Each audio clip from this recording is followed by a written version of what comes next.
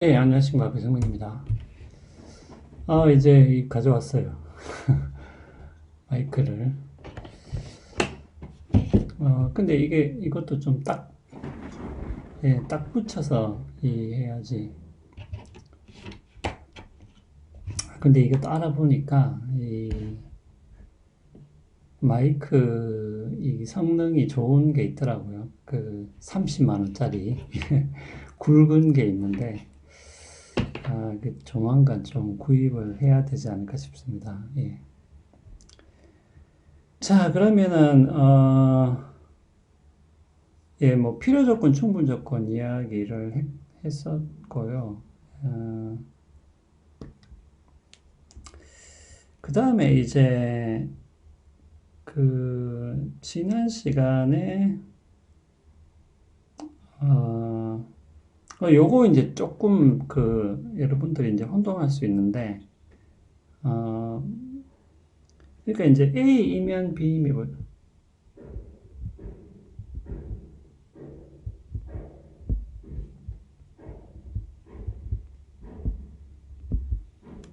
그 여러분들 요거 이제 파일에 보시면은 여러분들 혹시 지금 어디 하는지를 모르겠으면은 여러분들 파일의 그 페이지를 보시면 15쪽, 그 파일의 그 왼쪽 상단에 보면은 숫자가 적혀 있거든요. 그 페이지 수가 15쪽입니다. 예, 또 어디를 하는지 또 헤매지 마시고 어, 그러니까 이제 이런 말들 있잖아요. A이면 B임이 보장된다. 혹은 뭐 오직 B일 때만 A다. 또 뭐예요? 뭐 A는 B에 한한다, 한정한다. A는 B에 한한다. 뭐 한정한다. 혹은 뭐 국한된다. 이런 표현들 있잖아요. 그 다음에 뭐 B는 A이기 위한 필수 조건이다. B는 이거는 저 소문자로 상관없습니다. 대문자, 소문자든. 예. B는 A이기 위한 필요 조건이다. 이런 표현들. 그 다음에 B는 똑같습니다. A이기 위한 뭐 전제다. 혹은 뭐 선결 조건이다. 혹은 뭐 요구 조건이다. 요런 식의 표현들. 그 다음에 B를 통해서만 A다. 이런 표현들은 그러니까 이런 표현들을 어떻게 기호화하냐라고 했을 때는 그냥 A이면 B다 이렇게 기호화를 한다는 것을 알아두셔야 됩니다. 예. 요렇게 기호화를 한다는 거. 예. 근데 이제 거꾸로 이렇게 다 풀이된다. 이렇게 이제 말하기는, 어, 조금 어렵고요. 왜냐면 요거는 이제 조금 오해의 소지가 있는데, 왜냐하면 우리가 그냥 예를 들면 뭐 비가 오면 이제 구름이 끼면 비가 온다. 뭐 이런 식의 조건문을 무조건 이런 식으로 다, 어, 바꿀 수 있다라고 이야기를 하는 거는 좀 이상하잖아요. 예. 그러니까 이제 그런 의미라기보다도 요런 표현들, 그러니까 요런 표현이 나왔을 때 요것을 어떻게 기호화를 할 것이냐라고 묻는다면은 A이면 B이다 라고 기호화를 할 수 있다라는 그런 의미입니다. 예. 그런 의미지 어떤 조건문 자체가 무조건 이런 식의 의미를 똑같이 지닌다라고 이야기할 수는 없겠죠. 우리가 상식적으로 생각해도. 예, 그래서 요런 표현이 기호화를 한다면은 이렇게 기호화를 할 수 있다. 이렇게 여러분들이 알아두시면 되겠습니다. 예. 하여튼 요런 표현이 이렇게 조건문으로 기화된다는 거. 근데 요 순서를 잘 지키셔야 됩니다. 예.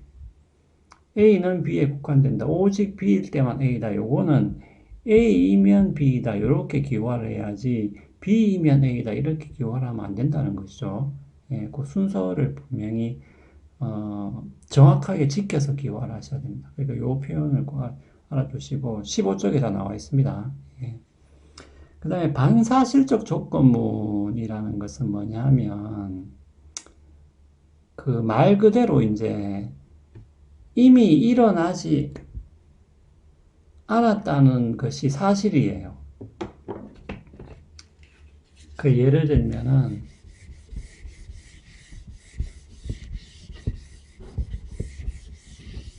우리 여기도 이제 얘가 나오죠. 얘가 나오는데 기차를 뭐예요? 기차를 놓쳤다는 거죠. 그리고 지각을 했다라는 거죠. 그리고 기차는 제 시간에 목적지에 도착했다라는 거죠. 그게 사실이에요. 그러니까 그거는 이미 사실이기 때문에 내가 만약에 기차를 탔다면은 이렇게 말하는 것은 이제 반사실적인 문장이 된다는 그런 뜻입니다. 그러니까 여기서 반사실적이라는 것은 이미 사실이 확정된 상태에서 그것과 다른 상황을 상상한다는 그런 의미에서 반사실적이라는 얘기입니다. 예. 자, 그럼 여기서 이제 요점은 이런 거죠. 그러니까 반사실적 조건문을 그 기차를 놓쳤다. 그 다음에 뭐예요? 기차를 놓쳤고, 내가 지각을 했죠. 그 나는 지각을 했고, 기차는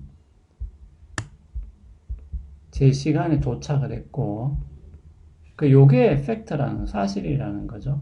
사실이라는 거죠. 그러면 이제 요것과 다른 가정을 할 수 있죠. 기차를 탔다면은, 맞죠? 놓쳤으니까. 탔다면은 지각을 하지 않았을 것이다. 혹은 기차를 탔다면은 지각을 했을 것이다. 예. 이런 반사실적 조건문도 가능은 하겠죠. 예. 뭐 가능하지 않을 이유는 없잖아요. 예. 기차를 놓쳤는데 지각을 했다는 것은 사실이고요. 근데 이제 만약에 내가 기차를 탔다면 이렇게 반사실적으로 가정하는 거죠. 탔다면은 지각을 하지 않았을 것이다.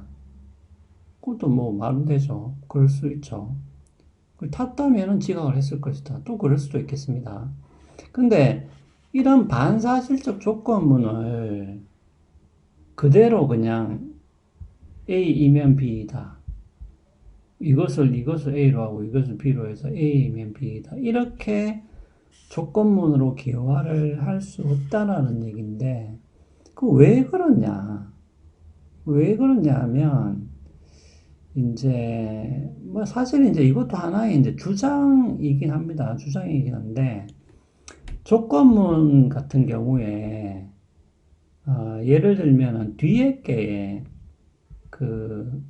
참이 돼버리면은, 뒤에 게 참이 돼버리면은, 뭡니까? 이 앞에 게 참이든 거짓이든 상관없이 뭐예요? 상관없이 이것이 참이 돼버리는 거죠. 요 문장 자체가. 예.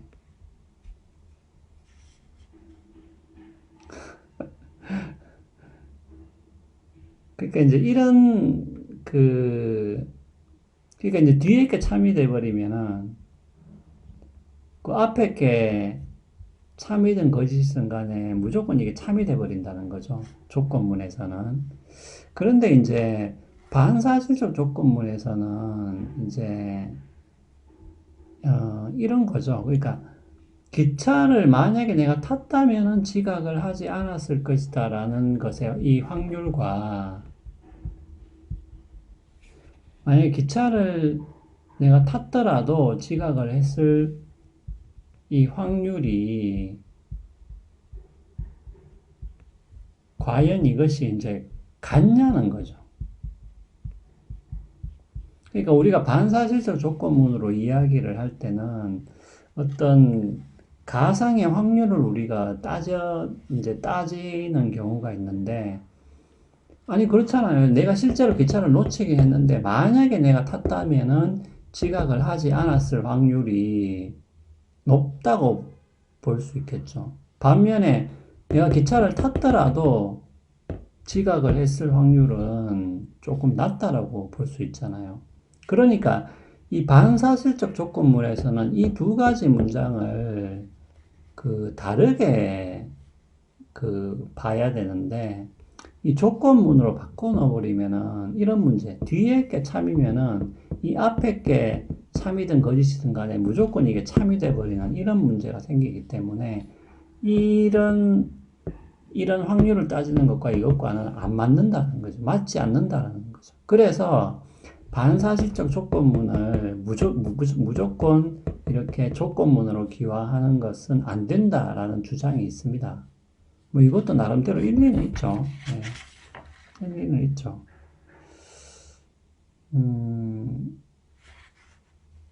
예. 그리고 마찬가지로 또 조건문이라는 것은 거꾸로 해도 상관이 없잖아요. 예를 들면은 이런 거라는 거죠. 그러니까 만약에 조건문에서는 앞에 게 F가 돼버리면은 뒤에 게 참이든 거짓이든 상관없이 뭡니까? 무조건 참이 돼버리는 거죠. 그러니까 기차를 탔다면이라는 것은 거짓이잖아요. 왜냐하면 나는 이미 기차를 놓쳤기 때문에. 맞죠? 그러니까 그게 사실이기 때문에 기차를 탔다면이라는 이 가정은 F이기 때문에 이 두 문장은 무조건 참이돼 버려요. 만약에 조건문으로 바꿔버리면. 근데 똑같은 얘기죠. 그러니까 우리가 이렇게 말을 했을 때 이 두 가지의 확률이 같냐? 실제로는 다른 경우가 많은데 어떻게 똑같이 참이 되냐? 이제 이런 얘기입니다. 예, 그렇기 때문에 반사실적 조건문을 무조건 조건문으로 기화할 수 없다라는 주장이 있습니다. 예, 이것은 일단은 뭐, 예.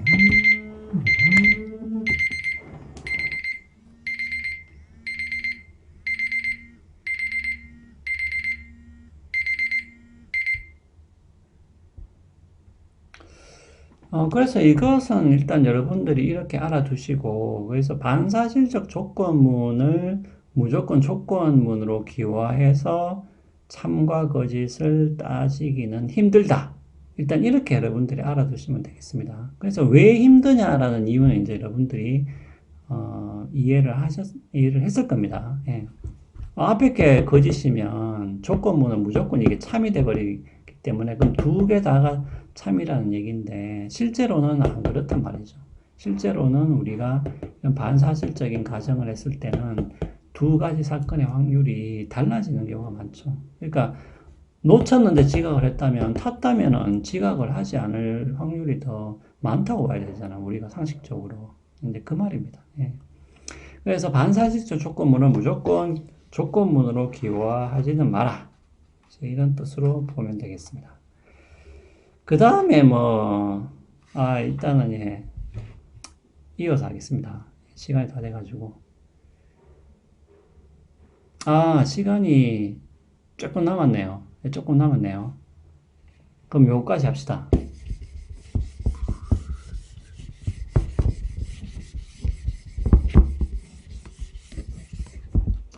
여러분들 이제 여기 16쪽에 보면 이제 그런 게 있죠. 이제 A와 B, C 가운데 한 명만 선발되었다. A와 B, C 가운데